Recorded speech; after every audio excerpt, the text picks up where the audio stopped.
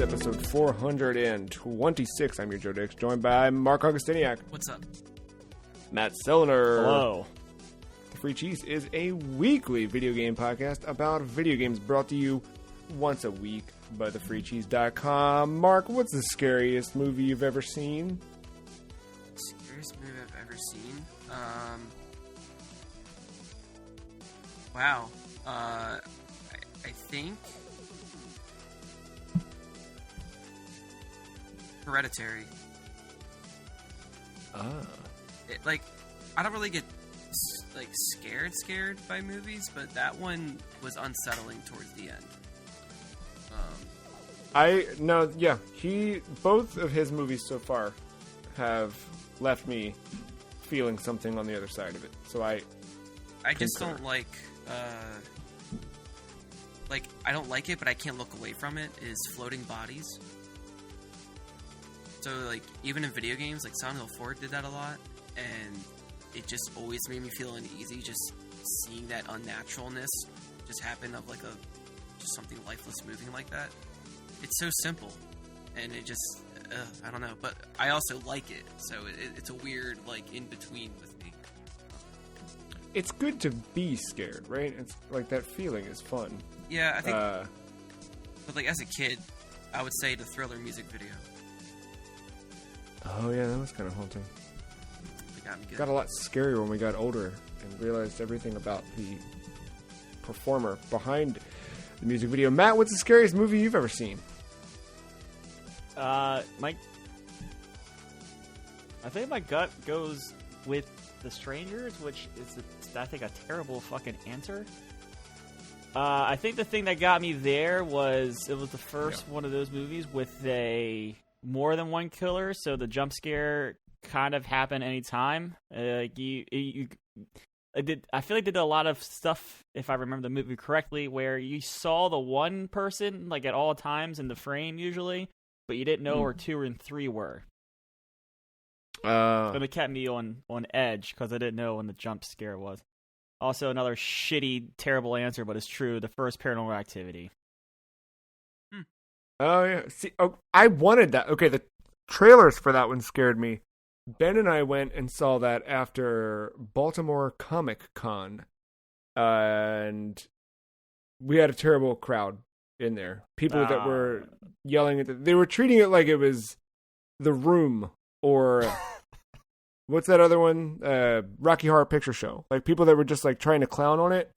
To the point where Ben's mom was with us, got up and grabbed an associate and said, "This sucks." And they dragged the kids out by their hair. Didn't save the movie. Yeah. I remember The Ring was the one for me as a 13-year-old. Oh, that's a... I remember seeing The Ring, and it didn't really upset me. I think I got mono in the wake of seeing it in the car ride back home, but before mono had kicked in, and I was down for the count for 3 months, which I thought was 2 weeks. Turns out 3. Oh no. Yeah, that. I remember looking, having my closet door open, looking in the closet door, and thinking that. What's her face? Samara was going to come crawling out of there. And closing the closet, but then being more afraid that I'd open the closet again and who was it? Amber Tamblyn or whoever she was with, that person would come out. You know what I'm saying? Wait, are you talking about the face that flashes? Yeah. Yeah, no, that movie, that's another one that got me, but I watched it at home. Actually, I watched The Strangers, not at home, but over a friend's house. But no, The Ring, that was done so early that, 2 things happened in that movie. One, that happened so early that I thought they were going to keep doing it. So, heart rate probably the entire time was above 100, just fearful. Also, I shit you not, I think I told you all this before. I may have said it on air too, so I apologize if I repeat myself. But watching that movie, swear to God, we watched the beginning, the video happens, and at the same time as person's phone ringing in a movie, our phone rang. Oh, I love that. Yeah, that didn't do any favors for me. It was my dad. He was out of town, kind of checking in. But yeah, no, that also messed me up. That's a happy coincidence. Yeah, I remember that one. It was more like the unsettling feeling after the fact that something was hanging out in my room with me, you know? And who knows? Maybe it was. Maybe it still is. All that and more on today's The Free Cheese. Episode 426, we're going to kick off this week with our regular, ongoing, recurring segment of the season, Game of the Year. And this week, we are talking about 2020's Persona 5 Royal. Interestingly enough, we could probably just talk Persona 5 generally speaking at this point, because the original game was 2017, so the original we didn't talk about back then because none of us had played it. I played a bit of this one last year, and it ended up in our top 5. You guys have not gone back to Persona 5 Royal yet, correct? No, but another franchise has intrigued me to maybe go revisit this. Yes. I'm hoping after Shin Megami Tensei 5 comes out and is, depending on how it's perceived, I hope we do get a Persona on Switch, Steam. I guess Persona 4 is on Steam now, right? You guys haven't gone to that one yet, have you? No. Is there interest? Matt, you seem interested in going there eventually. Mark, any interest in Persona or SMT? I'm waiting for a PC port of Persona 5 because it doesn't make sense to have the sequel on there and not the first game. Yeah, I mean, Sega, what are you doing?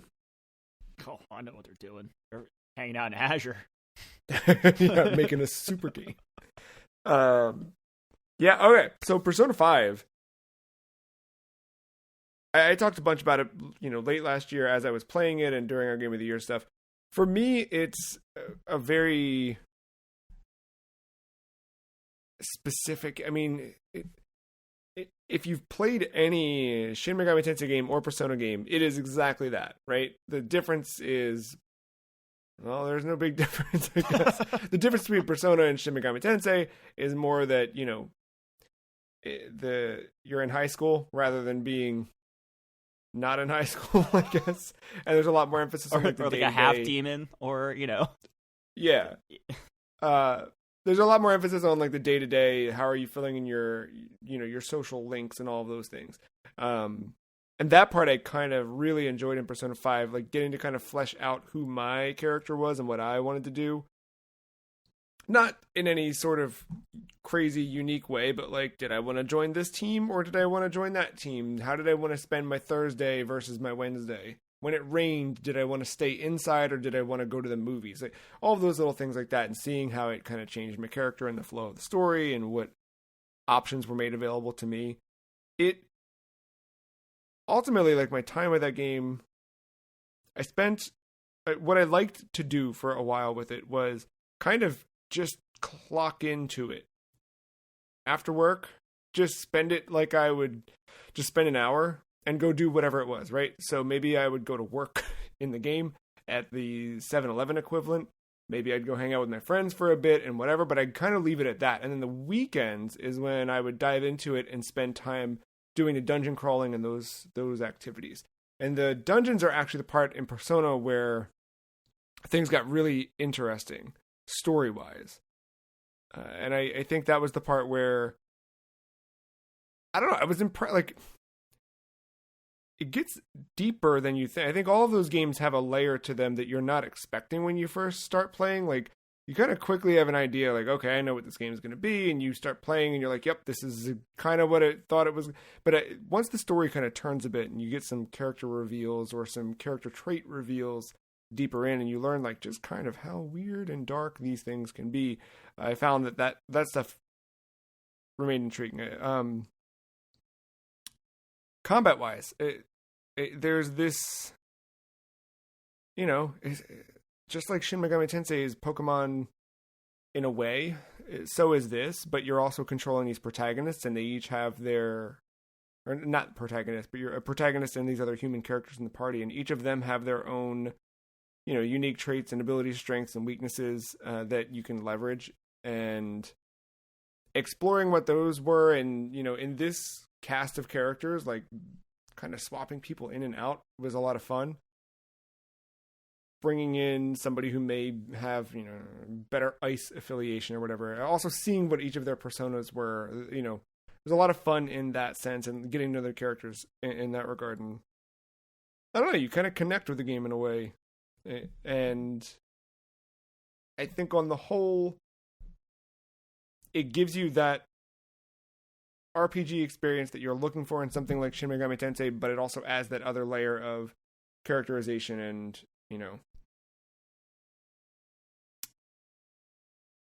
relationship game, not game, like, that kind of like those aspects of it. I don't want to say visual novel because it's not quite that, but you are interacting with characters and building relationships between them and seeing how things play out. And I thought that was interesting and kept me engaged with it largely.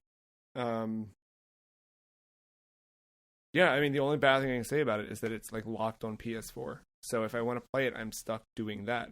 I was for a little bit like doing some of the remote play stuff to just kind of check in with it and do those little tasks or whatever. But I think I'd play. I'm excited for Shin Megami Tensei 5 next week because I think that's going to be even more of like, okay, I'm going to play this a lot. I have options and variety in terms of play style. I don't know. I don't have a ton more else to say about Persona 5 that I don't think I've already said. In terms of like where it stands and sits now with me, my opinion of it hasn't changed much. I still think it's a super good game. I think that it's a lot of game. But I think that if you're on, you kind of know if this game is for you or not, right? Like if you're at all curious about it, just play it because it's very good. And what they've done is very good. Where it ranks for us on this here Game of the Year list is a different story. Also, side note, out of nowhere, I'm craving stuffing. Just Thanksgiving. I know we're very close to it, but maybe I'm hungry, but you know what? I know what it is. Because I started this game. I promise this isn't like a planned bit. This literally just all was going. The whole time I'm talking about it, I'm like, why am I craving stuffing? I started this game on Black Friday because there was a Black Friday sale last year, and I was eating leftover stuffing in between playing it and that whole initial weekend. So there's... Okay. That makes sense because I asked if it was worth, when you were talking about it, was it worth playing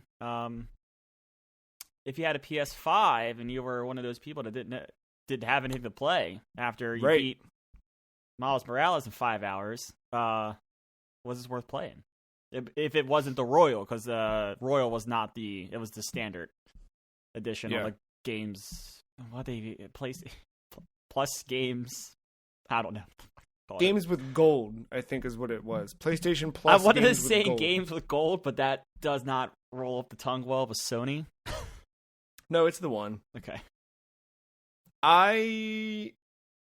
This is very difficult because I feel like where I would like to place this game is too high for where you guys would like to place this game. Well, shoot. I mean, what we do this for, right? Yeah, no, I know, but for me, this sits right below Hitman. Which, for the listeners, is right above Hyper Light Drifter. Actually, so between... honestly, you went lower than me. I'm just kind of looking at some of these other things and like...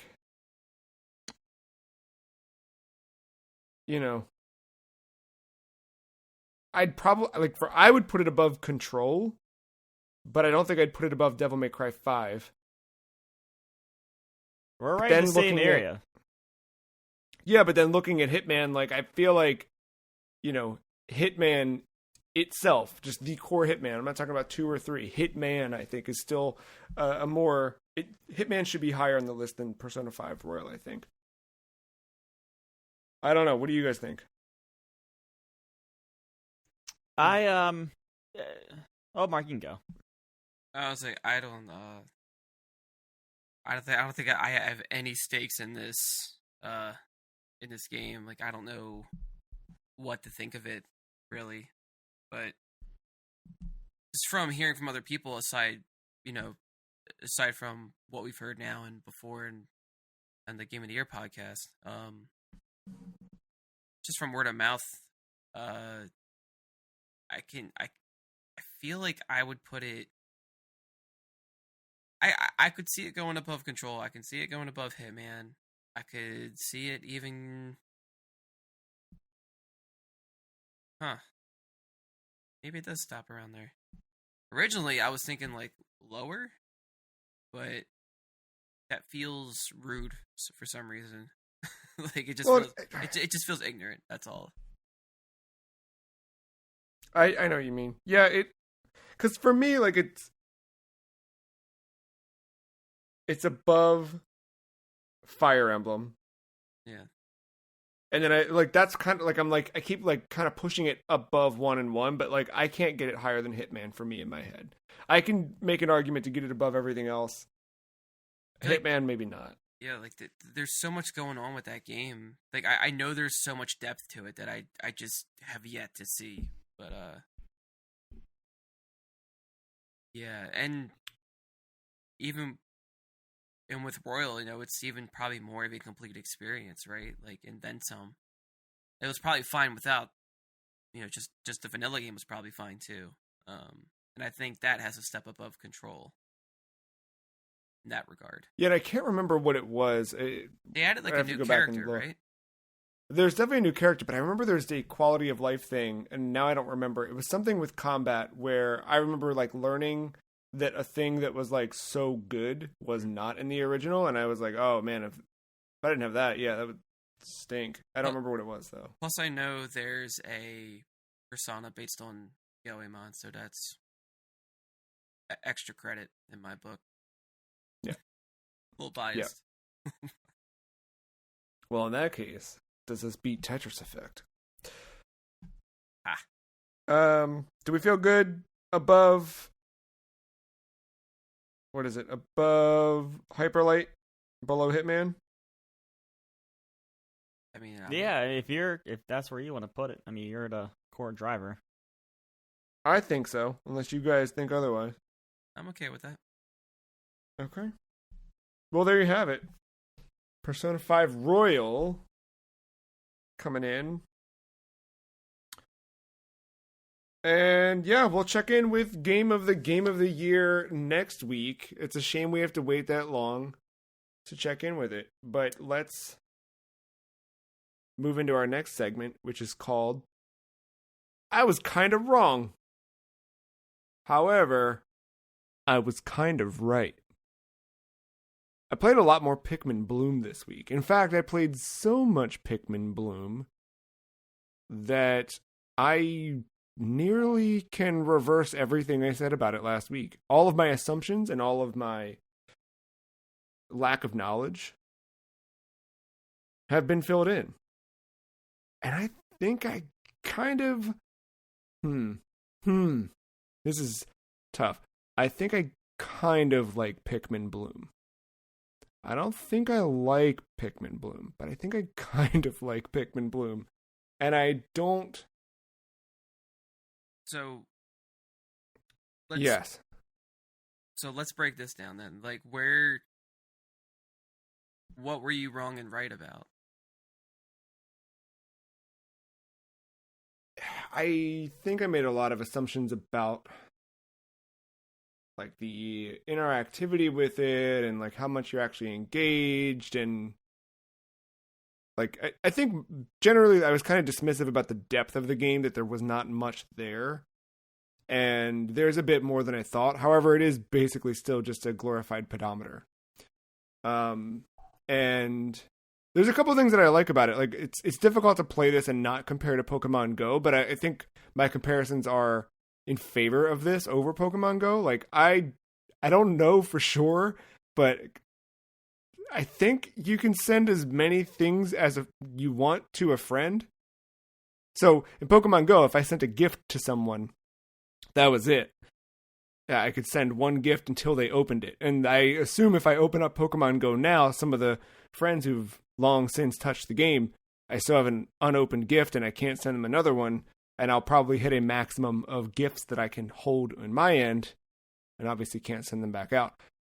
In this, it seems like I could just take every postcard that I had in my possession and send it to Mark. And one day I did just that and sent Mark like 5 postcards in a day. What does that look like on your end? Or do you just get one after the other? No, just randomly a Pikmin will appear because I think they deliver it in whatever real time that you sent them versus me checking. Right.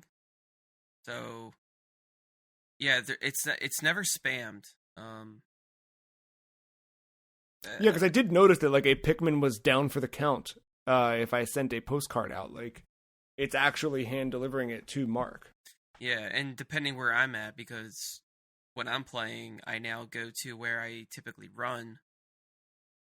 I go to that park, and I will try to get my steps in that way. So I don't know if it was like originally traveling to my house, and then I was leaving as it was approaching my house, and I drove all the way to the park, and now it's like, oh, well, shit, now I gotta make a 180 and go to this, go to the park now. So maybe it took even longer time to get to me than it normally would or something, depending on from where you sent it from. Because that plays a part too. Yeah. Yeah, I don't remember where I initially...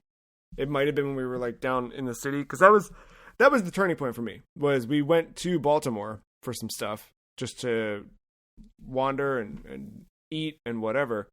And like the walk from the car we went to this little bakery, and like going to that, I was like, oh, why don't I open this and start planting some flowers in downtown Baltimore? Turns out other people had planted flowers. So I was kind of like, oh, look, other people are playing, which I think that was part of the excitement too, is like I wasn't alone in it. Because remember, that was the big part of Pokemon Go that was the draw initially. The first day that it came out, I remember Tyler Block and I wandering around and as we're wandering, there's like there's a guy catching a Wartortle, so we ran over like, where's the Wartortle? And it wasn't there for us, it had already gone, and we walked over there and somebody was peeing in the middle of the street because he was drunk and not playing Pokemon Go, and it was a Friday, but then we went that way and everybody was chasing after, like it was a lot of stuff and activity, and I wasn't expecting that to be like that for Pikmin, but I think having the interactivity definitely assists. So yeah, seeing other people who had planted flowers was like, oh cool, this is kind of neat. And then, like I said last week, where I didn't open up my phone at a Target because I'm not a freak, I did. When we got back from the city, I walked to Target. I parked. We took the dogs for a walk, and I had my phone in my hand. Remember, I was worried about, I'm not going to carry my phone around in my hand. I got a poop bag. Guess what? Dummy. Pockets? Put the poop bag and Pockets? the leash in the same hand. Okay. Put the poop bag down my shirt and then carried the phone in my other hand. I had that. No, I was totally able to do it. And the thing that I realized with it is you can kind of, like a crock pot, set it and forget it. So as we were walking around with the dogs, I like started the flower planting and then just put the phone in the pocket, kept wandering. And then when I got home, that was really neat, because after getting back, you see everywhere you walked and had planted flowers. And on your walk, that's where the Pikmin had noticed there's a seedling over there. There's a fruit over there. So now I'm home and I can send them out on expeditions to go find those things. And the expeditions are actually like the really cool part. Because that last Sunday when we went out, we went kind of in this whole loop of Baltimore in a way. So when I got back, even when I hadn't touched Pokemon or Pikmin, just the background activity had like left some footprints all over Baltimore and the outskirts of there. So when I got back, I had all these expeditions I could go to, and like sending one Pikmin, it was going to take like 68 hours to send some of them to go. But yeah, you can stack them just like the game, where the more you send, the faster they move and can carry things back. So a couple lingering questions I have that we haven't run into yet. And maybe Mark, you've seen it and I don't know yet, but one, are there any creatures what can attack you? or the Pikmin while they're en route. And second question, Okay. what about water? Because, when you get a blue Pikmin, and spoiler alert, I know that there are pink Pikmin in this game because they have them in the advertisements. And in the little menu where you can filter what Pikmin you're looking at, you can tell there's pink ones. Pink ones fly, dude. So in Pikmin 3, when you had flying Pikmin, that allowed you to do different things that you couldn't with the other Pikmin. Blue Pikmin, and this is even in here, they can cross water without drowning. So, is there an opportunity where I can send a party of blue Pikmin across a pond or into a pond? Or, have you experienced any of that stuff yet? There are no creatures that I'm aware of. I haven't seen Okay. anything about that in news outlets or overview videos, anything. There is a raid equivalent where you can beat the shit out of mushrooms. Okay. They don't fight back. You can do it by yourself. I did one today, and it took me about 15 minutes, real time. Of course, the whole game is fucking real time. But, so I just sat there. You could have 5 people at once send in your best Pikmin based on your friendship level, and they will attack maybe quicker, or stronger, what have you.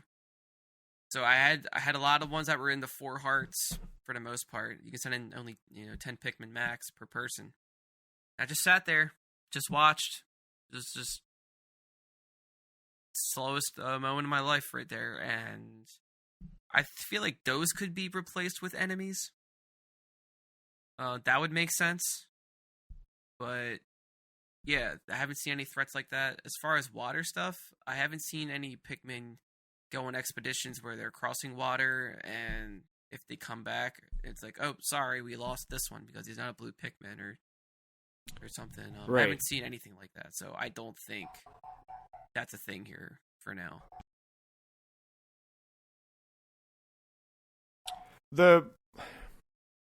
I can imagine a world where they do end up adding, creatures you can fight or whatever out in the wild, but because that seems like a thing to get people together to go play this game. The same way that you would go and take down a Mewtwo or whatever, that makes sense to me. But yeah, the other, I don't remember the other part I was gonna say. I don't know. I think it's cool, and I do think when you level up the Pikmin to a certain friendship, they're hey, this one has a gift for you, but he's got to go back to where you found him to get it, and you have to send him back to the original. That's really neat. It's a dumb little tiny thing, but anytime you send them on an expedition for something, seeing them actually leave you and walk back in the direction across the map to where they came from, I think that's, it's a cool thing, and I feel like this gives me a similar. We talked about Nier on the PlayStation Vita last week, but it gives me a combination of that and Street Pass, these kind of real world and real location applications. I don't know. They do something neat in terms of gamifying just going around town, right? And it's I don't think this is ever going to be, and it certainly has been in small spurts, something I do actively, but as a passive thing to do and check in with from time to time, I think this is kind of neat. But, the grind to try and level up, I've definitely had it this week where I'm well, I better go take some steps so I can hit the next level, or I have to send these Pokemon on I definitely have had that itch to do that, but I don't think that's a long-term itch. Kind of the opposite. The more I've been playing this, the more I'm looking at Pikmin 3 on the electronic shop and realizing that it's double gold coins right now if you buy it on the eShop, and I'm fighting the inner part of me that says, you've already played this on Wii U. You own it physically and digitally on Wii U. Don't buy it again, you idiot. But You can play the demo. I did play the demo, and I liked the demo, but I kind of want to play it. Yeah. The game is definitely centered around like Pikmin, where it's best recommended to play just during the daytime. Because by nighttime, I still think you can play it. I'm not sure what are the penalties, but usually the app will like try to be mindful and ask like, "Hey, how'd your day go?" And they'll try to like kind of scrapbook it and make a note of it, and it kind of keeps your like it'll give you like your final results by the end of the night or something like that. So there's that going for it, but I've noticed there's an option to like remove flowers that you planted, and I never really understood why you would want to do that, aside from maybe you have a particular way of planting flowers, or maybe you started from your house and you don't want to show where you came from or something. But after going to the park like 3 days in a row, I now notice that like I can't see anything to pick up to send Pikmin on expeditions because everything is covered in flowers. And so sometimes like items will just get lost in there. I see. And like you have to really look for it to see it. It's like, all right, now I'm really considering like removing all that stuff. Because it's only there to like help boost your Pikmin that you're growing, and if you're in those little areas to grow a big flower, then there's that too. But otherwise, I think that makes a lot of sense, because my initial reaction to it was, the only reason I'd clear it is if I wanted to clear like my footprint in the world for some reason, for a privacy thing. But I don't know. I've had a lot of fun naming them. None of the names make sense at all. I It's stopped been at great. a certain point. I couldn't keep up. I was still like, maybe name there's every a thing. single one of them, and it's just a combination of sounds that come out of the top of my head. Like none of them. Cerelio, Wano, Nimmo, Dilf, Fewer, Huck, Briskor, Konhu, Mew Moo, Yuga, Pintef, Kafir, Brug, Grok, Hyman, Althun, Barth, Bup, Hup, Drum. That's Drum with a J, by the way. Of course. Butho, Wallow, Russia. None of them make sense. It's just stuff that comes out. But that's been fun. Like I'm like engaged with it in a way, and like it's cool because look, Cerelio has a little sticker on him now because he went home. So does Nimmo, and Dilf has a little blue bee on him. Right? All of mine have a green sticker with the letter P on it. So let's see. Cerelio has a green T on him. Get in line, y'all. Where'd you go? And then Dilf has a blue bee sticker. And then somebody else has a green T on him. So mine are just T's. I saw that one of yours, what brought me a postcard, had little bug pincers on it. Oh, yeah. That's my, what's his name? Is it Jamie or James? Oh, I like that. James Rise. Nice. Or whatever Blue Beetle's name is. Oh, Jaime Reyes. Is that how you say it? Yep. I'm an asshole. No, the J is silent. I didn't realize it was yeah.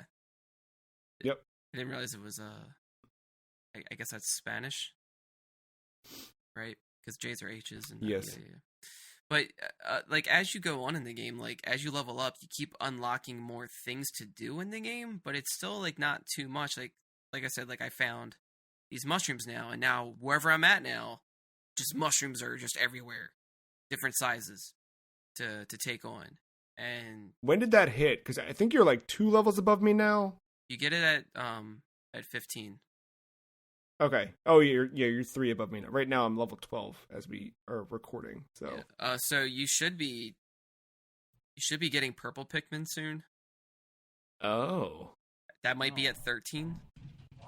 Yeah, nice. I'm close to 13. I'm like 1,400 steps away from it. Yeah, and like they're stronger, but they're slower. So like, and they make up for 6 Pikmin if you send them out on an expedition to like lift something. Okay, so that's accurate to the actual game. And I've been like have like a minor rivalry with my friend Cliff, because like ever since we shared codes, like friend codes. It was like with him and with my other friend Joe. Like they just been like almost playing nonstop and going to parks and stuff. And every time I see like Cliff is the highest, and I'm so like that's been my motivation every morning to go out and like walk and whatever is to like try to beat him for the day and let it be at that. And then I see he's like right now I'm above him, but that's not gonna last. That's how it always goes. And then whenever he sends me something about Pikmin, I'll just be like, no one cares. Go to bed. Stop playing. Like I just anything to get him to stop. I'm just like, just let me win for a little bit. Yeah, because I was excited. There was a couple days there where I was like a handful of levels above you, and I was like, oh man, I didn't realize and then you quickly surpassed that and just dunked on me. You'll catch it in no time, though. Like, well, I wonder when it's going to balance out, because I remember Pokemon did that for a bit, where like we all, even when a bunch of us, when at my old job, when we were all playing nonstop, it was kind of like most of us who were normal and not spending money on it and carrying. There were dudes what had like multiple phones. Oh yeah, I got my old phone hotspotted to my other one, so I have my alt account running, and then I've got my sister's iPad, and I've got all this stuff. Like, yeah, dude. But just playing a single phone, like I feel like we all kind of plateaued like around the low 30s with Pokemon Go. Yeah, it was kind of easy to get to that point if you were playing regularly for an extended period of time, and that was kind of it. Where this, I'm wondering, like, where's the level going to soft drop? Because I feel like, I don't know, it mirrors Pokemon in so many ways, and I don't know. That part I'm curious about. But. Like, the walk of total steps keeps increasing, like, each time. Right, yeah. So it's like, at a point, it's like you're not going to be able to complete both tasks in a day unless you're a robot or something. Yeah. And it's like, man, like that kind of sucks, but I guess that's the point. And it's a good thing. I like that it's always 2 things to achieve. I do like that. Yeah. Having a third would be too much. Yeah. Because that's how it always was with like the research tasks and those things. It was always just like, ugh, God, like the other 2 are attainable, but that third one just stinks. Yeah. Like there's a lot of things I hope they change or add to or whatever, or like remove. Like the part where you're planting the Pikmin, I think that needs to be changed up big time. Like, so you get those 2 front planters automatically. You have to use those. Like, if you have any optional planters, like you can get better ones that will like make them grow faster or not need as many steps to fully bloom a Pikmin. You could have this all set up in the back. Like, you have this 4 extra slots in the back behind the main 2. Doesn't matter. You're still forced to use the front 2. And it's like, but like, I had this big plant that takes like 10,000 steps. I don't want to use the default front slot that takes forever. Like, I want to use a little like speedy slot and, you know, have it go quicker. But it's like, you have to like think ahead a little bit with that stuff. So, and I don't know what the next mission's going to be. Like, I know, like, there's stuff, I'm sure there's a subreddit showing all this stuff, but if there's another thing where it's like, hey, pull, like grow 3 Pikmin or something, I don't want to pluck the ones I have currently, because then that can just be boom, boom, boom, done. So I'm trying to be more cautious with it, but I think that whole backpack thing, like, I should be able to choose what I want to put them in whenever. Like, that would be cool. They should add enemies. They should make it more of a threat with these Pikmin. Like, it does suck to have these levels where, like, the friendship levels and they're bonding or whatever. So it does, I think that raises the stakes a little bit of who you want to send out, because I'm just aimlessly sending people out because I know at some point they're all going to have a high friendship level one way or another. So I'm not too focused on having, like, my one squad. Like they have all these things in here where you can like separate them. There's different color categories where you can have all these custom squads made, or like you could pick your favorites, like putting a star in a corner or whatever. It's like there's no real point to it right now, other than just like, hey, I like these names and the way they look, or something like that. There's no real threat. So that would be like a cool thing to add. So instead of seeing all these giant mushrooms everywhere, it should be those. Oh, what do they call it? The fucking like blue orbs or something like that. Those two-legged walking things that I don't know. Blue Borb or Bulborb or Blub, yeah. Bulborb yes. sounds right. But yeah, there should be more of those out there. Yeah, I mean, again, I think like I was wrong about a lot of the specifics, but I think I was right in the general, like my approach to it. What, Matt? No. I looked ahead a little bit. That's all. Oh crap! What was cheating in the game of life? Was I right? Are there more Pikmin? No, nothing. I looked ahead just a tiny bit on our. Or I started thinking ahead just a little bit. I'm listening, I promise, but I was thinking ahead just a little bit. Oh, okay. You're looking ahead at the outline. I thought you were okay. Yeah, I thought you looked ahead at what awaits us in Pikmin. Matt, where are you at with Pikmin Bloom? Not gonna play it. Sorry, not at all. Let me get back to the microphone. Not gonna play it. If I'm gonna play something, I'm gonna play Pokemon Go. And that's fine. But hey, look, you've reminded me the last 2 weeks that I own Pikmin 3 on a cartridge that goes into a Switch. Yeah. And I should really use the new Switch that I bought. Yeah, now that Metroid's done. Yeah. There you go. Yeah, you should play Pikmin 3. And then that'll probably push me over the edge. I think the gold coin promotion, for anybody who's listening and they're like, man, I'd like to get double gold coins. I think it runs until like the 16th of Is that on everything? November, or maybe the 12th. It's just Pikmin. They may have a couple other games that are running the promo, but I think they intelligently did it with Pikmin, knowing that people are going to... Pikmin on my phone? This sucks. Why don't I play Pikmin on my Switch? Hey, look at that. I get double the gold coins. I'll spend money again, even though I own it on Wii U twice. No, I was, I lost my train of thought. No, that's right. I was going to buy something else on that eShop right now, but it was double coins on everything. Oh, Shin Megami Tensei 5. I get that pre-order. Oh, yeah. Yeah, no, I think I think it's just Pikmin, but I'm not positive, so we'll see. Anyway, yeah, I don't know. I'm into Pikmin. I feel like I'm not embarrassed, but it sucks that it got to this point. It is now the thing where like when I wake up and I'm having coffee in the morning, like actually that's okay. Let me not lie to you two. You guys are my close friends. I don't need to hold anything back. Before I even put on pants this morning, I was getting out of bed, walking toward the drawer to grab a pair of sweatpants to walk downstairs and pour a cup of coffee, and my phone was in my hand and Pikmin Bloom was open, and I was collecting the fruit that had been gathered. I was seeing if I could send anything out on an expedition. I think I didn't have any available expeditions this morning, but I was already there. Like, let's do this. My feet had barely touched the floor in the morning, and I was, let me Pikmin. Yeah, like my sleep cycle is always weird, as we know. But sometimes, I will wake up pretty early, like maybe 4 or 5 a.m.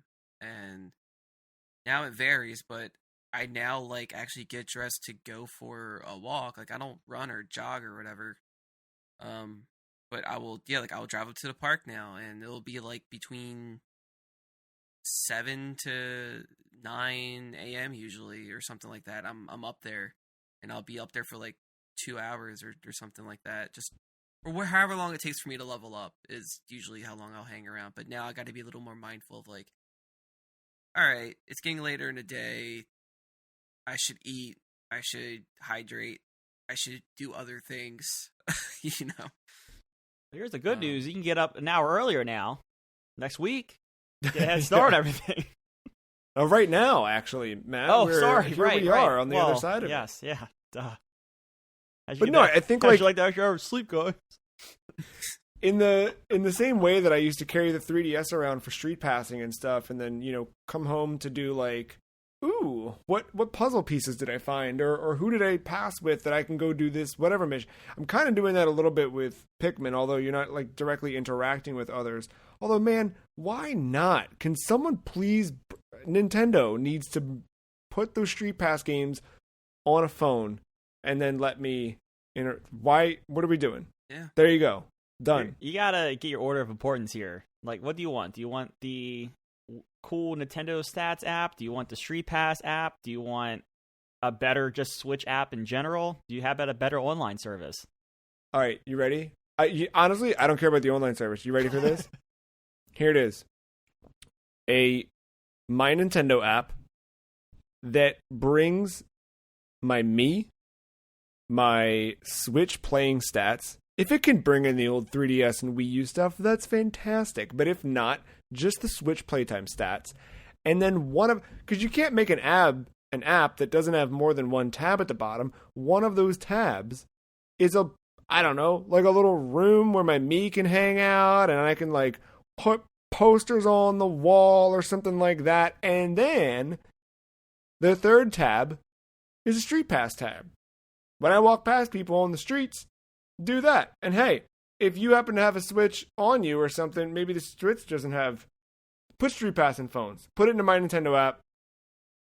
All done. Because then that's how you start doing those in-event things. I don't know if you guys have like seen any of those Switch events where you can scan a QR code at the event and you get like a thing in your My Nintendo account. It's like you get 30 platinum coins that you can use on a Mario wallpaper or whatever. But like build all that stuff into street passing, like with just NFC tags or something. They can do it. It's the next phase. I hope the Sega game has all this stuff. Yeah. Yes. Sega Street Pass would be powered by Azure. Yes. Yeah, I'd be into it. I'm gonna play a Sonic game, guys. guys. You know that, right? That's what's gonna happen. They're gonna make a Sonic game in Azure, and I'm gonna play it. Well, speaking of 2022, Matt, they are making a Sonic game that's coming out next year. Supposedly. Yeah, jury's out. But thinking ahead a little bit, we've got a few more weeks until Game of the Year this year. We've obviously been talking about our Game of the Year every week. What's going to win Game of the Year 2022? So, go ahead. Everyone who's been listening to talk about Dark Souls all year, going to last year, expects me to say Elden Ring. But no. It's not a release date on this game. But it's coming soon. And you know why? Because I predicted it was supposed to come out this year. Final Fantasy 16. All right. So Matt is saying, I'm going to put this down on the record here. Matt is saying that not only is Final Fantasy 16 coming out next year, but it's also going to win the freecheese.com Game of the Year 2022. I'm into it. If you really do want to write that down, because I have a feeling it's going to pop up in about 2 months, that prediction. Yeah. No, I want to revisit this. I'm gonna Clive Ross. Yeah. No, I'm gonna take notes on which ones we say, and I'm literally gonna put a reminder in my phone to remind us December 2022 what we said. Mark, what do you think? What's gonna be Game of the Year 2022? I got two answers that might not be for this year. I have pulled up some games in case you all don't know what's coming, but I'll let you just. So if Zelda is next year, that one. Yeah, I don't think prediction I think I made this year. Like I don't know when that game is going to come out. I'm not expecting it to be next year, but if it is next year, that's it. But the other one I'm a little more hopeful for. Seems a little more realistic to be next year. At least more than Zelda. Digimon Survive. So far, as of a couple weeks ago, it has now been rated in 3 countries by the ESRB. I did see that news. Interesting. So we have Australia, we have I forgot the other countries already. But I know one of them's Australia.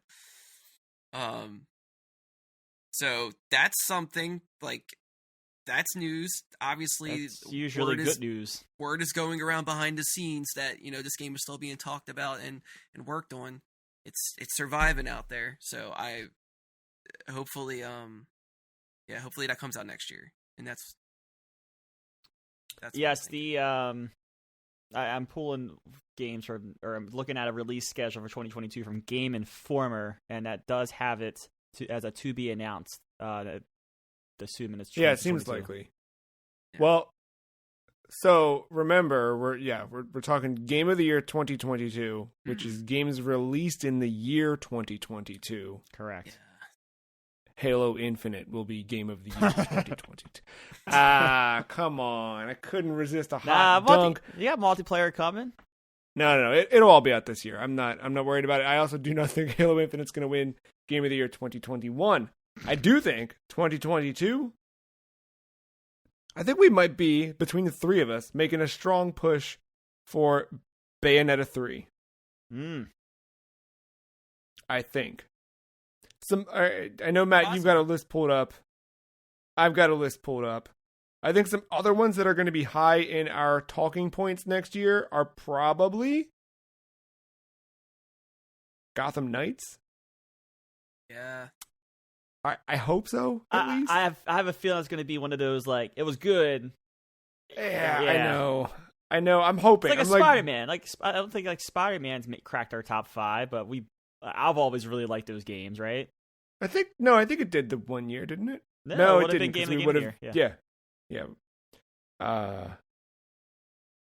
I think Kirby and the Forgotten Land is probably going to come up in our conversation next year. Again, I hope. Maybe even Splatoon 3. Yeah. If they do it. I know these are all like just put a party system.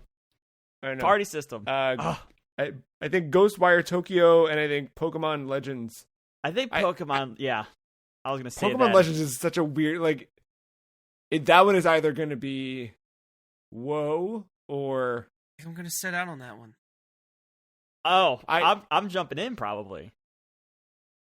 Do you think that anything could push you into it, Mark? That's where I'm curious. Because you've been on the outside and I'm looking in. But is there anything that? Probably not. No, I'm curious about that one. I don't know what else. I think the other thing that I was thinking about when putting this little topic together was there's always those ones that come about this year. I know we're still a couple weeks away, but stuff like Loop Hero, no idea that it was even coming this year, right? And some others that have come out that have really surprised me and impressed me. Or the ones that were announced that I didn't expect that I'd be playing and then ended up playing and thought were really great. So, there's a lot of those things that I'm assuming will happen next year. I mean, there's even the unexpected AAA stuff that could come in the same year. I think, I don't know how Forza Horizon is going to fare in our 2021 Game of the Year, but that was certainly a shock when they said that was coming as the racing game in E3. So you might see something else like that.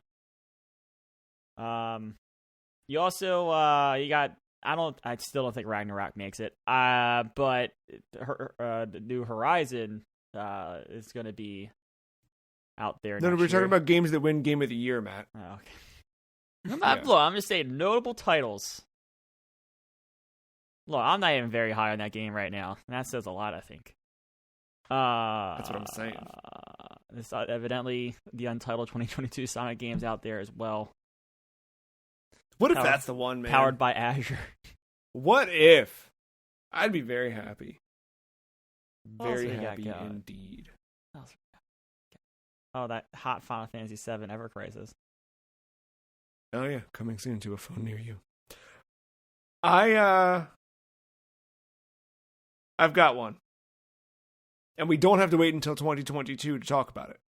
In fact, we can talk about it right now in another surprise segment for Game of the Year.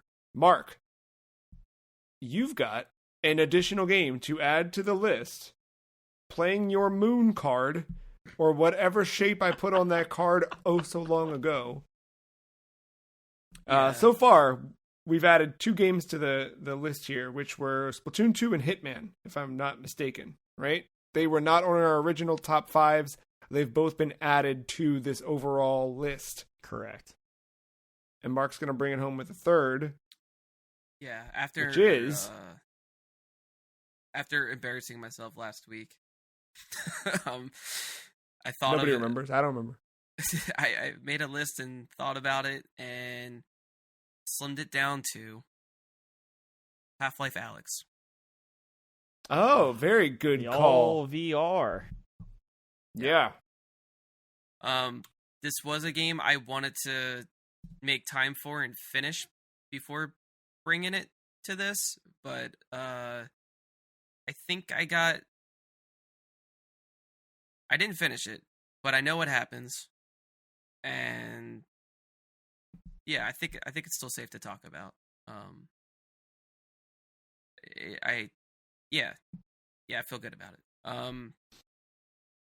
Yeah, man, where to start? Like, I know Valve's been like kind of dormant and focusing on other things here and there, but once they got something set in their sights, they still go for it. You know, like they go all the way. Like Artifact. Usually they go all the way. At least with their more known titles, I guess I should say that. At least with Half-Life, they still care about. Dota. I don't think they even know what Dota is, honestly. Oh no, they know. They just put on a whole tournament, paid a lot of people a lot of money.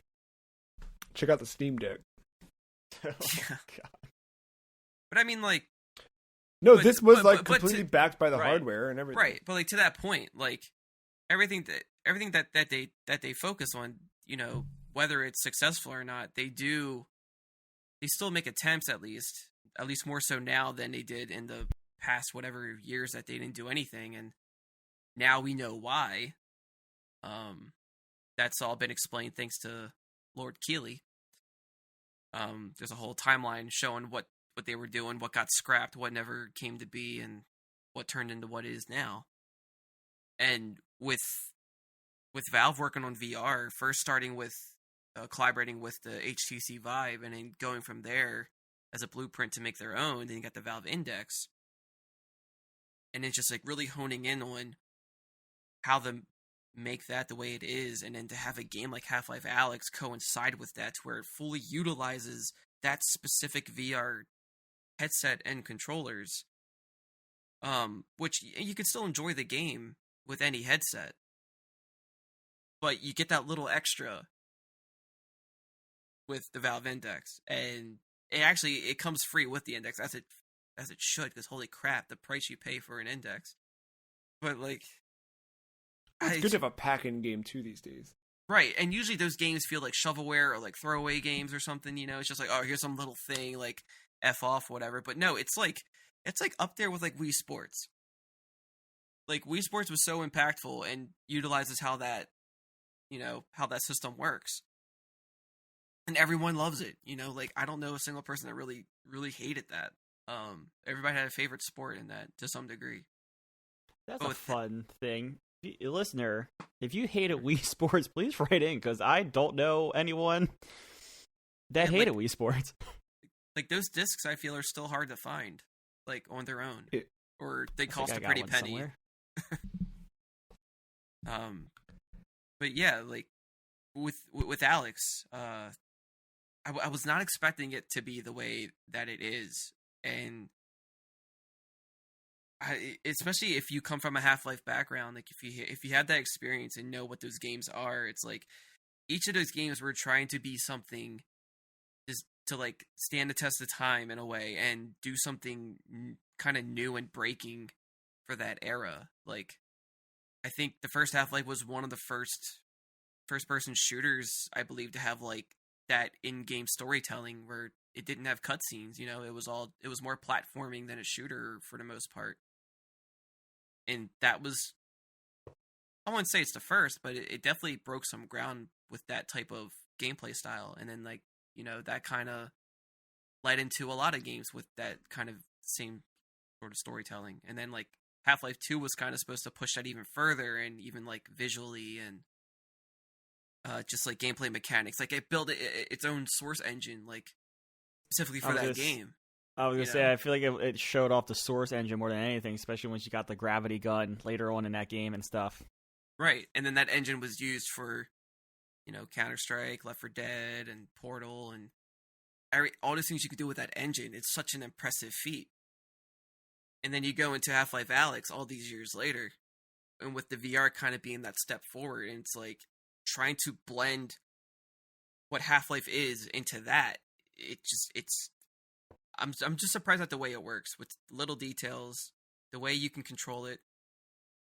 Like the main mechanic is the gravity gloves, and it becomes such second nature when you're playing. It's like, I don't know. It's just it's amazing how you don't really think about it, and you learn very quickly in the very beginning. Like it's usually, I feel like with VR, it's a little disorienting for a lot of people to like get adapted, you know, adjust your eyes to it, kind of avoid the motion sickness, set it to your settings, whatever. Like PSVR, it took me like probably like an hour or two to adjust to Resident Evil 7.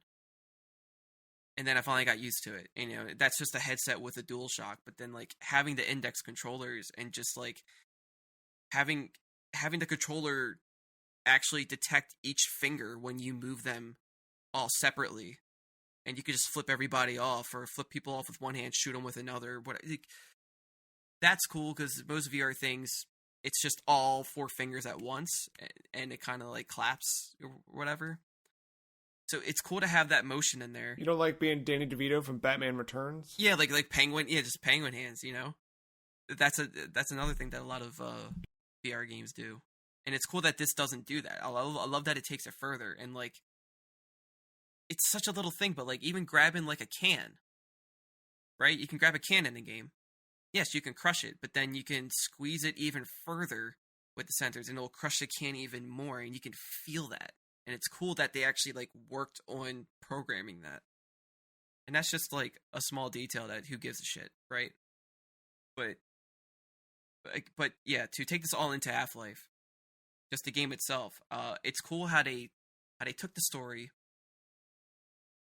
It's not a sequel, but yet it still found a way to surprise you and take the franchise into new directions that you just would not expect, and gives you hope for a brighter future, and hopefully break that Half-Life 3 is never coming out meme or whatever, because I feel like that's what it would I think that's where it wants to go. And being on Steam and seeing the sales, and Valve Index is still up there in the top 10, and I'm surprised by that, because shit's expensive. Like, for that to still be up there, hopefully that Steam or Valve gives them hope. And if they do make a Half-Life 3, I don't know if it's going to be VR only, or maybe it's VR and like VR optional. I don't know what they're going to do. It does suck that like Alyx is kind of alienating a lot of its audience. So it's like you can only play it through VR, but if you really wanted to play, I guess you could get like a low end headset and go for it that way. But I don't think you're going to get the full experience of like what Valve really intends, you know, with their projects. So there's a little bit of that's kind of holding it back, in my opinion. But shooting in the game, reloading, modifying the weapons, the little puzzles are a little weird. It's like a virtual sphere for the most part for hacking, and you have to like avoid nodes while rotating a sphere with one hand and moving the like whatever object you have with the other, and it happens a little too much. There's a little bit of that repetitiveness in there with the puzzles. They're not they could have been a little better, but they felt kind of thrown in, but that's okay. I don't think it breaks the game for me. It doesn't annoy me that much or anything. But yeah, I like that game a lot. It's really cool for what it does. Very enjoyable.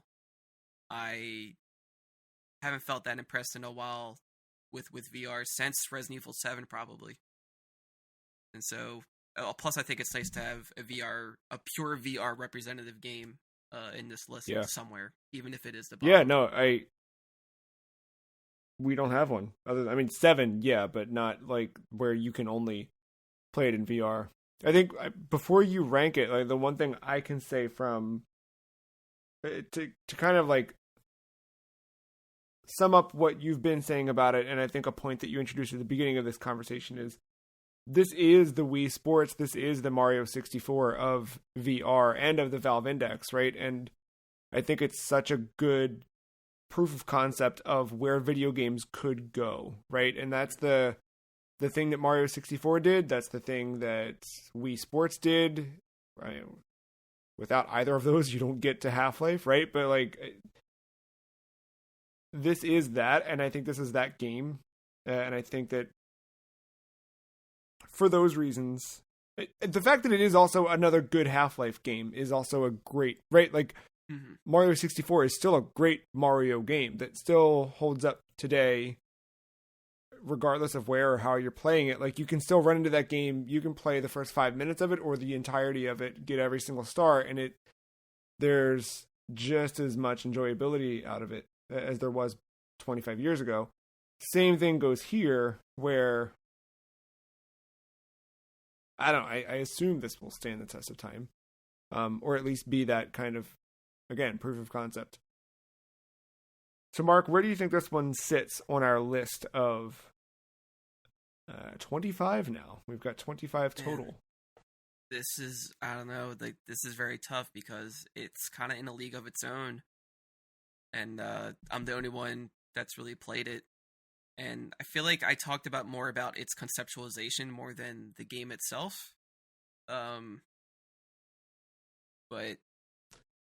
it's tricky to talk about the game itself, though, because of the nature of it and spoilers and things. It is one of those things. But yeah. I think just from what you have said, plus what we know of it, I think we can. Yeah. Because like usually with VR games, they tend to be pretty short. Because, I feel like for health reasons for the most part, right? Like, you want to take a little break, relax your eyes, or maybe if you're moving around a bit, maybe your back is starting to ache or something. But this one, it's about, looking it up, it's about like, 12 to 14 hours, it seems. I mean, that's a pretty decent sized game. Yeah. I think some games on this list kind of fit either under that or over that, time-wise, but just I mean, not that time really matters, but I just, in case people weren't aware, like, it's like it's a full ass game. Like, it's not just a little, It's like, not experience. just a tech demo. Yeah. Like, PlayerUnknown's Battleground might last 30 seconds for you if you get out of the pregame lobby. Yeah. Well, that's why it's the bottom of the list, But okay, so placing it. What's your gut reaction looking at the list? I say go with your gut, and then we can tweak it from there. Go with my gut. I was looking at Resident Evil, and it's above Resident Evil. Huh. I'm afraid to put it any higher.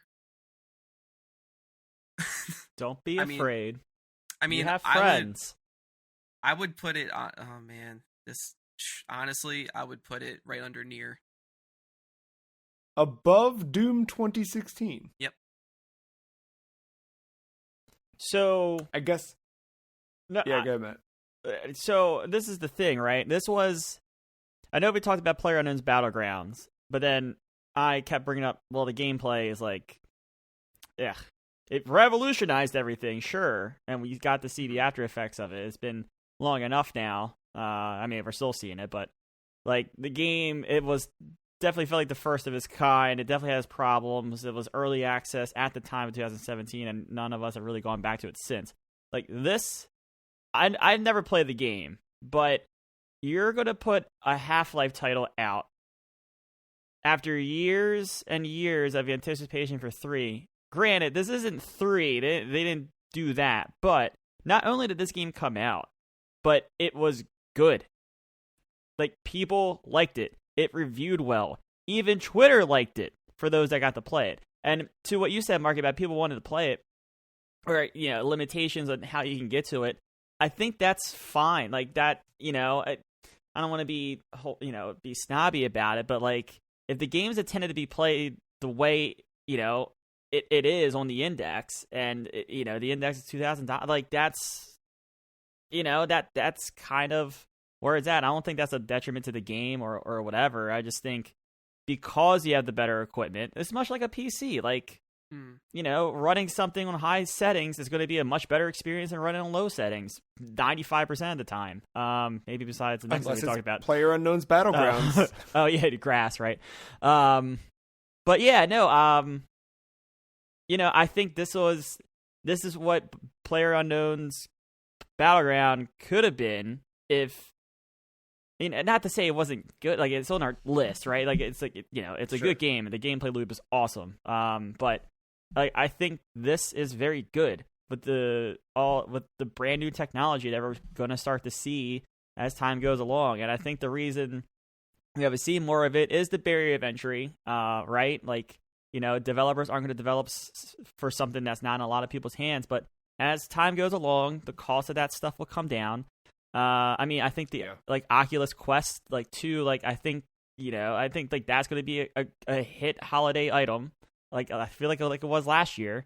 Yeah, I think it already was last year, right? It was huge last year. So, like, you know, as that technology comes down in price, that's when you're going to start to see the Half-Life, you know, the more of this style of game done correctly. And I think people are going to, when they start actually developing for it, they're going to look at Half-Life Alyx as the blueprint because it was so good. And like I said, I know this game is good because it didn't piss off Twitter, and it had every reason to probably piss off Twitter. And that's the other thing. Like, they spent so long developing Source 3 just for this. So, all right, you're thinking above Doom. Matt, do we object above Doom? No. Hard no for Matt. I mean, that just kind of vetoes me, but no, I mean, I want to hear. No, I'm with it. No, I'm reluctant to put it above Doom only because I feel like Doom was so revolutionary for first-person shooters in a modern era. However, that just is a better testament to how good Half-Life Alyx is, right? No, I'm with it. Again, this is such a tricky list we've got because, you know, we haven't all played all of these games, but that's why we lean on each other. That was definitely one decisions. That, like, had I played that sooner, I would have brought that to the table last year. For sure. Well, I think that's what you know. I think you almost did. Yeah.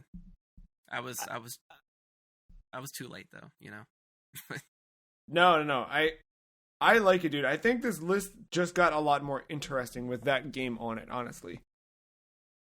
I was gonna bring Breath of the Wild. I was like, I need to do it justice. I was very dirty.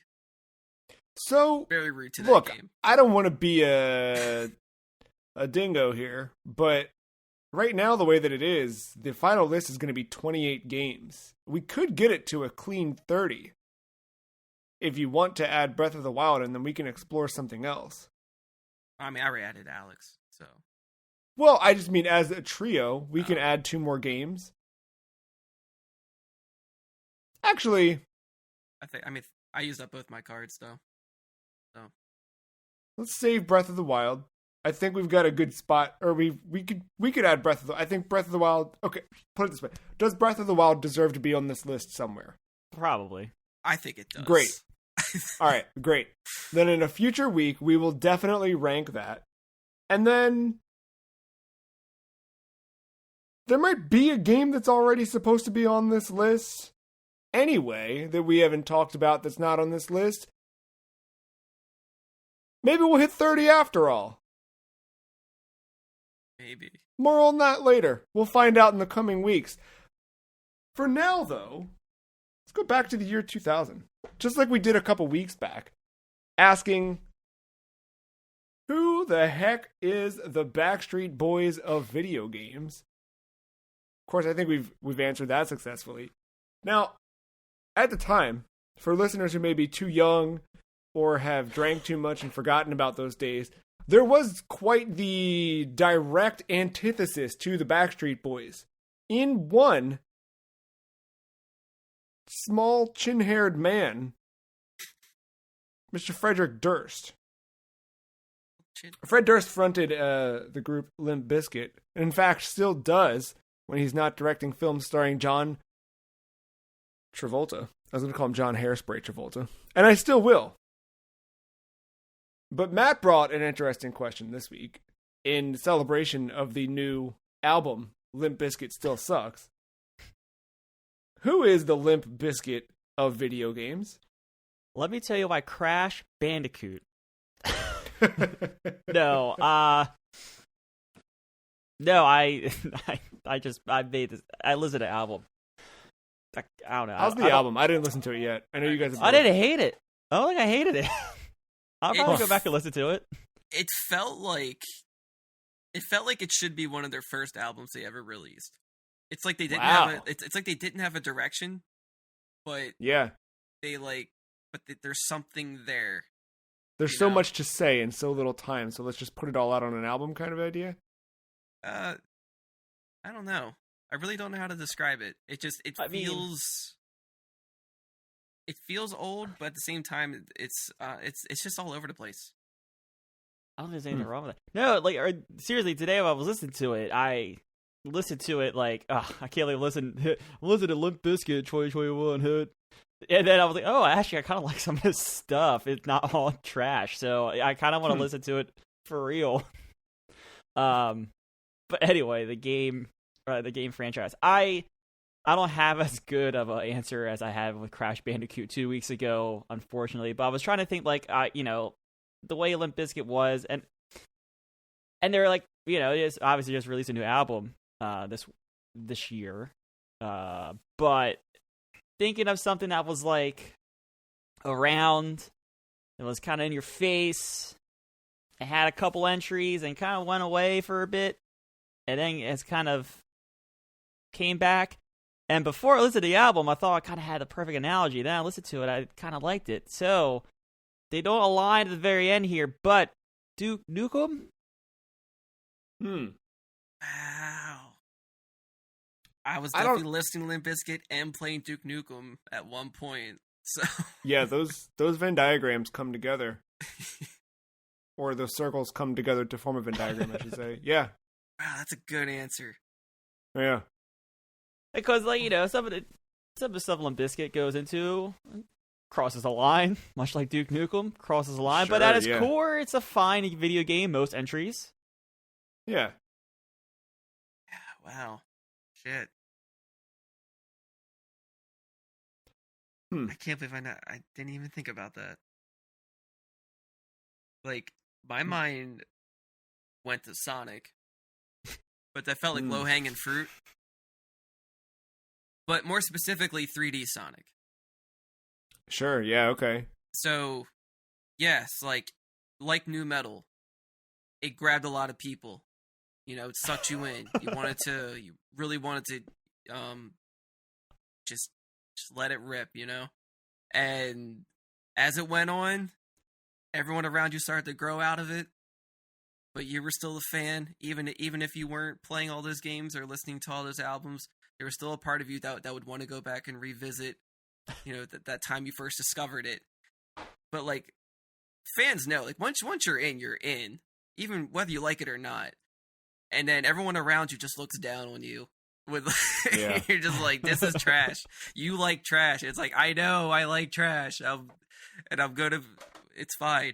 That's just my life. That's just how it is now. And then, even though a lot of 3D Sonic games are bad, they are very bad, and maybe a lot of new metal hasn't aged with today. Just like a lot of these Sonic games probably haven't aged too well either. There's still something about it that can be charming. There's still something about it that still ropes you in, and who knows? Maybe they might go a slightly different direction with the newer game / album, and it might eventually pique your interest. I don't know, but like just like the edginess of it, like overall around the whole like modern Sonic, just everything about it. It just like I was between that or like Backyard Wrestling. Because, like... So... Yeah. No, go ahead. No, I was just saying, because, like, Limp Bizkit, like... Usually when you think of new metal, it's usually, like, Linkin Park or... like, stuff around that, and, like... Yeah, it's less of the rap side of things that I feel Limp Bizkit had. And, like... I feel like Limp Bizkit isn't the forefront when you think of new metal. Like, it's up there. It's in that circle. Yeah. But it's usually not one of the first a lot of people are fond over. When they talk about new metal. Yeah. So it's kind of just like off to the wayside a little bit, like, all right, this is a side of new metal we don't really want to talk about, whatever. So I feel like not a major game, like it's just it's weird to sync it up with that. So it feels like it needs to be like a lesser known game that has like that weird grit, like, yeah, fuck you, I still like it, whatever. And I feel like Backyard Wrestling kind of fits that vibe. So you're not too far off because he was in wrestling. Fred Durst was in wrestling games. Yeah. Well, I kind of went the opposite. I mean, in similar wavelengths here, but I think Xbox is the Limp Bizkit of video games because it was cool and different at the turn of the century and then hit its peak in the mid 2000s, died off in the last, decade or so. Like, to like it was uncool. But now, they're alright. Right? Doing some stuff. Like... Sure it's not the Dreamcast? Oh, yeah. Yeah. It could be the Dreamcast. They didn't sputter out that fast, though, right? I think after Chocolate Starfish, it was just like, alright, fuck off. And, like... All of a sudden, you had Fred Durst behind Blue Eyes happen. And then... that era, yeah. That's really it. Like, unless you were a pure fan listening to whatever albums came out in between, I have no idea. There are, and I apologize because I'm kind of borrowing this idea from last week's Giant Bombcast, but there is a direct correlation between boy bands and Limp Bizkit and new metal, but Limp Bizkit style. Like the decline of the boy band of the Backstreet Boys and NSYNC very much coincides with the popularity rise and fall of a Limp Bizkit style. Like you kind of needed both, and as they went away, they're replaced with I don't know, Justin Bieber and Billie Eilish or whatever. I don't think those are two. Music's very weird. That's the other side of it too. It's like. Music's so strange now because of things like streaming services, and someone can literally make music in their bedroom, put it out, and be the number one artist in the world. All right. So, and you can with video games too. I don't. Yeah. Specifically, the game Shadow the Hedgehog is the Limp Bizkit of video games. I think you're right. Because it's kind of who is the flea market of video games is really what we're asking, and I think. Shadow the Hedgehog. Yeah. The Sonic answer does hit another bullet point here. Fred Durst did make a slight directorial debut on the silver screen. Sonic has himself a movie. Yeah. Fred Durst has signed a lot of Dreamcasts. Is Fred Durst playing? Oh no, it's Idris Elba. For Knuckles. Yeah, Fred Durst would have. I will say maybe Fred Durst probably gonna be Chris Pratt. Don't hold your breath. Oh my God, I'm surprised. I will say with the newest album, I was impressed that Fred Durst still sounds like Chocolate Starfish. Fred Durst. All right. Well, I guess after this, that's going to be on in the background while I. He still has that. Whatever. He still has that voice. Like it sounds like it hasn't aged. You know what I mean? Huh. Yeah. Okay. It's not bad, dude. I'm telling you, I don't think it's bad. I will give it a listen tonight. I promise. Snacky poo. I did read the lyrics to Snacky Poo. I will say that.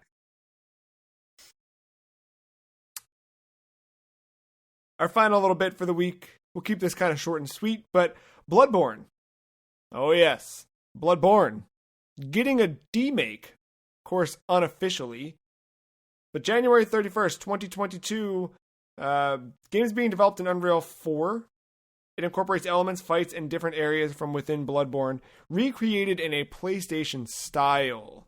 Looks quite good. You can check it out on the internet, and you'll be able to play it in January. I guess, out of this little news story, did you guys watch the trailer for this, I should say?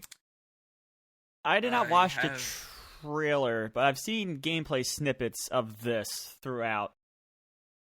Yeah, like time. I never watched the trailer, but I think before this was becoming a real thing, if it's the same people that I saw on Twitter making a remake of this, I saw that, so it's cool to see it. Yeah, it's the same folks.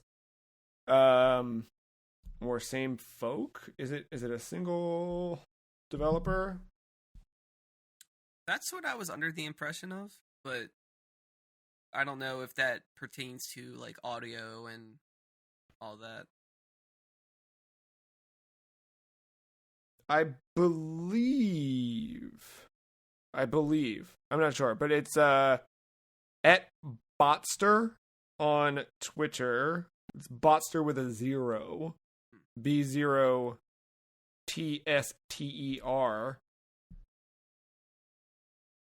It says coding Bloodborne PSX. I believe it's a solo project, from what I can tell. Cool. But it looks super rad. Nothing like that PS1 style. It does seem like that PS1 style is coming back around. Have you guys ever played a demake?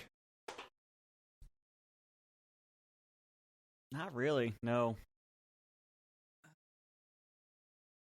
I'm sure I have, but they were very they weren't full games or maybe short-lived little demo experiences and stuff like that.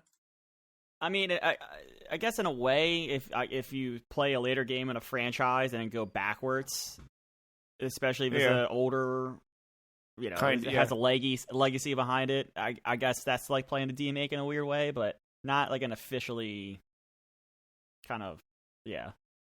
Oh. I think for the longest time, my biggest exposure to them were things like Mark said, where it's like a flash game or something where someone just says like, hey, what if this game was this? But I think the most real examples I have all came from the same developer. The first being Mighty Gunvolt, when Inti Creates made the demake of Mighty Number 9. And then the Bloodstained Curse of the Moon, while not an exact one-to-one demake of Ritual of the Night, there's a lot of similar bosses, a lot of similar themes, and it does act as like a prequel to that game while being kind of a Castlevania 3 style. I think those are kind of neat in that way. There is the Devolver bootleg. Oh yeah, they did some stuff in that. And basically the demake of Hotline was Hotline Milwaukee. It's pretty just good. Very simplistic. There's one upcoming. It's a solo project, not unlike this Bloodborne demake, but it's someone remaking Castlevania Symphony of the Night for the Sega Genesis, and it looks hot. I know I've sent you guys some videos of it running, and it looks rad. I'm super excited about that one. Will you guys play the Bloodborne demake when it releases? Most likely. A little birthday gift to myself. Well, since Elden Ring couldn't be there for you, right? Now. Yeah, I guess I'll play it just to see if I have a better time with that versus actual Bloodborne. And final question for the week. Is there a game you'd like to have demade? And how would you do it? Would you move it to PlayStation 1 style? TurboGrafx 16 style? What's your poison? I would want probably any of them, but I'll just say Warzone, just because that's probably the battle royale I play the most. But let's bring like a battle royale back to like GoldenEye with those mechanics. Slappers only. 100 people, slappers only in facility. One odd job. Yeah.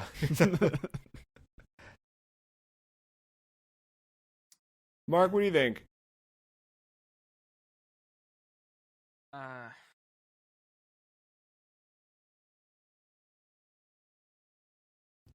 not too sure with that.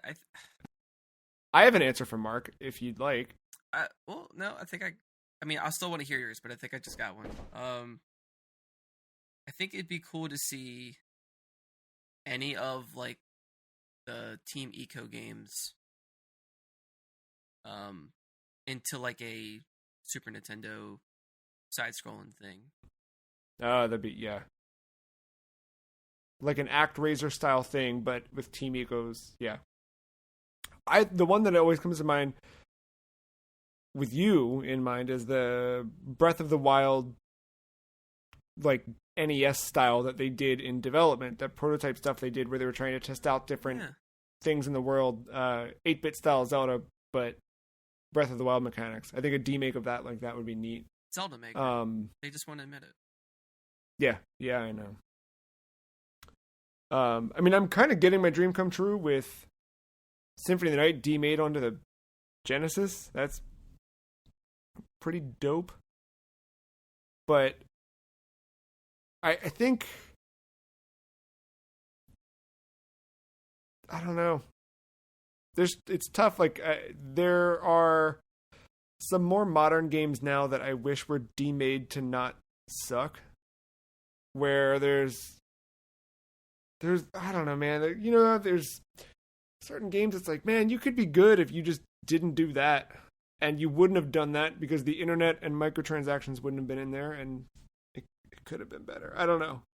It's very broad. I should have been more specific with my reply, but I could totally see Nier, either Replicant or Automata being like 16-bit or something, especially with Automata where like it switches between the different like gameplay genres or whatever. Yeah. Going into like a shoot 'em up and to like a just an action thing, and that'd be pretty cool.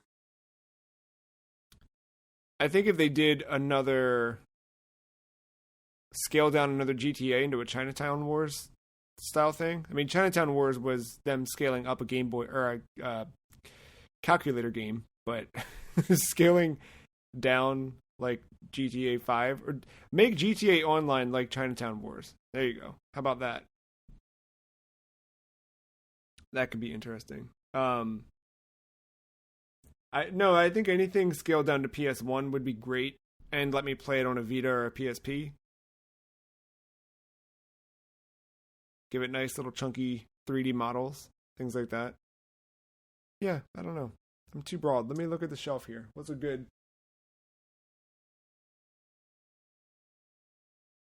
No, I got nothing for you. Remake PT. There you go. I'm listening. PS1 style? Yeah. Yeah. I'm sure it's been done already.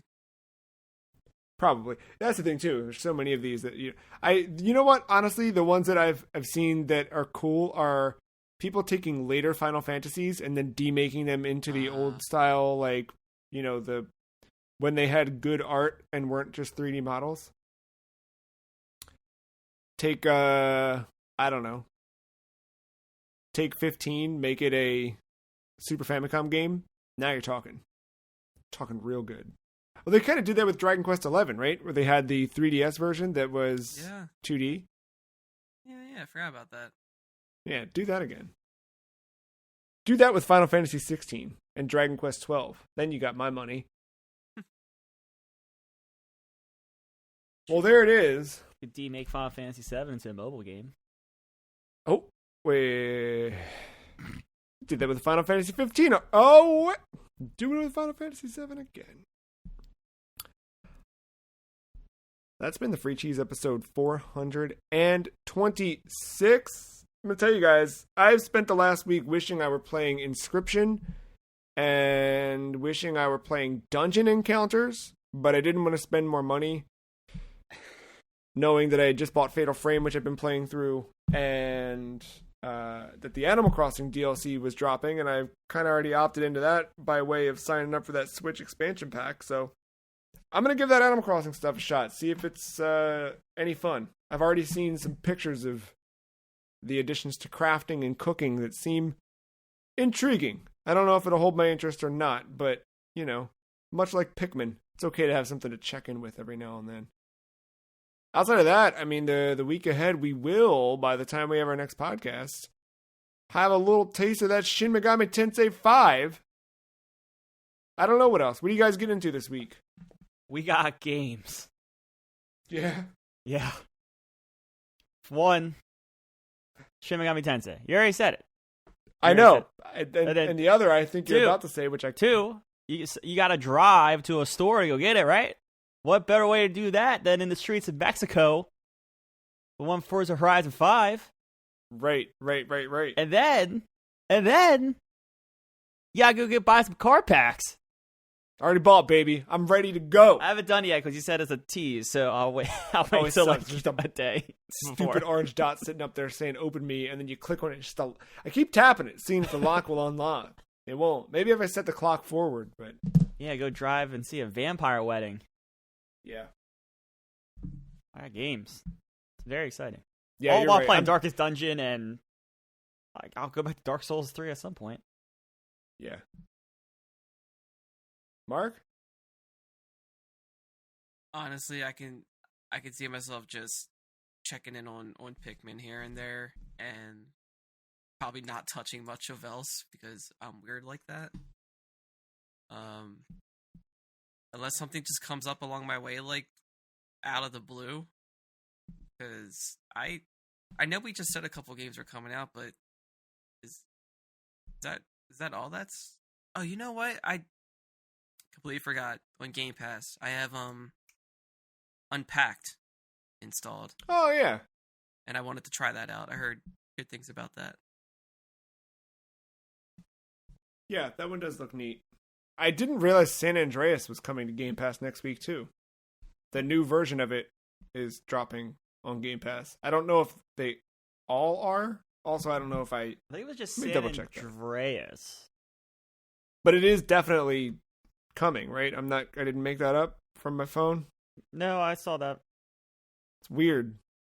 Because Very weird. I thought at first it was the old version. I was like, oh, that's a weird way to get. No. I guess everyone wants to replay Vice City. That's what they're thinking. Oh, for me, it would have been San Andreas. So. Yeah, dude, you can jump out of a plane. So, wait, it is the new one? Yeah. Yeah. Weird. I thought that was a Rockstar launcher only thing. So it's on console Game Pass. Let me look on PC. That Might be a console boy. Weird. The PC section of the Game Pass app doesn't say coming soon. There's stuff coming. Where is it? Unless the app is glitching. Alan Wake's That'd be American Nightmares on Game Pass. Yeah, there you go. Coming soon. Yeah, it is not coming soon to PC. So it probably is a Rockstar launcher exclusive on PC, but console is getting Gotcha. San Andreas. Well, and yeah. Although Mr. Linneman has a fantastic video breaking down Forza on the Xbox, maybe I'll do my own little digital foundry. Oh. Between the PC and the Series X. Did either of you think about being an idiot and upgrading to Forza Horizon Deluxe Edition for a discounted price as a Game Pass Ultimate member? Okay. Absolutely not, because I have a feeling I'm going to play Forza for 4 hours. Dude, as hyped as I am, I have a feeling that's what's going to happen. I played a heck ton of Forza 4. I mean, that's good. No, I'm not. I hope I play more. I know me in car games, because what's going to happen, I'm going to turn it on, and I'm gonna go through the beginning, and I'm gonna be like, man, I wish I had a driving wheel, and then I'm gonna look up driving wheels, and then I'm gonna be like, Victoria, I'm gonna get a driving wheel, and she's like, where are you gonna put it? I'm like, I don't know, and then that'll be the end of that conversation. And you'll forget why you ever wanted to play that Right, there even was a game to begin Yeah. with. Why is this car bed in the living room? What is? Hey, you got me curious now, so I'm pulling it up. Okay, I didn't play that much of it. I liked it a lot, but I only played 16 hours of Forza Horizon 4. How many times did you read through the beginning? Oh, God, when I was trying to play it on PC initially, yeah, that was a nightmare. But finally playing it on Xbox, that worked out. Yeah. Anyway, yeah, it's a week, man. It is time for video games. And it's time for this podcast to end. If you liked this podcast, go tell your friends about it. Tell your mom about it. Tell your dad about it. Tell your neighbor about it. thefreecheese.com, where you can find articles, videos, podcasts, things, and the next week of this hot podcast. And if you can't wait for the week after this one's hot podcast, and you want to know exactly when it's live, spoiler alert, every Monday, 6 a.m. Eastern Time. You're welcome. In case you forget, you can follow Twitter. You just follow Twitter. At @SomeFreeCheese. We'll tell you when the new episode's dropped. At @AUG_mental. We'll tell you where he's wandering to throw down Pikmin. At MattyIce131. If you want to find out what the best new cards are in Magic the Gathering Crimson Vow. Until next week, I've been Joe Dix. Thank you, Mark. Thank you, Matt. Thank you, listener, for listening. We'll see you then. Bye.